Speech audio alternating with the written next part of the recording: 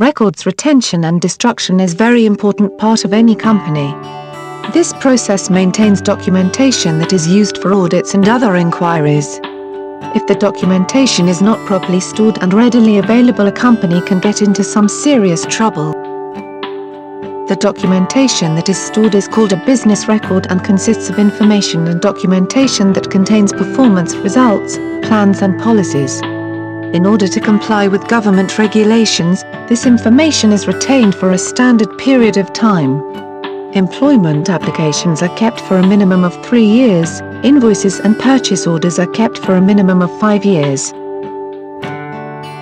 A company is required to keep safety record information for a minimum of 6 years. Accounts payable and receivable ledgers along with bank statements cannot be removed before a minimum of 7 years passes. More sensitive information including deeds and mortgages cannot be destroyed ever and are thus retained permanently. It is highly recommended that a schedule be created for this process as it will assist in retaining the information. When beginning the creation of this schedule, taking a physical inventory is the best way to begin.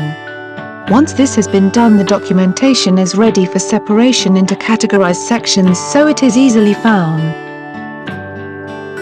Separating the files into sections for which they are being retained based on the amount of time a company has to keep them is a good way to locate them later.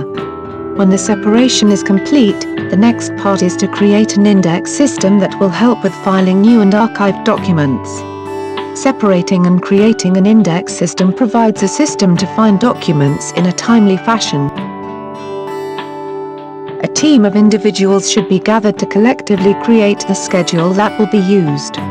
This team is generally comprised of a representative from the department that creates the documents, a business manager, a person from the legal team, technical manager, and the chief information officer. These individuals will be in charge of creating and maintaining the schedule. They will also be responsible for any changes made. Upon completing the records retention and destruction schedule, a company has the option to keep the documentation past the date it is released for disposal. Should this be the case, the team that created the schedule must sign off on the decision.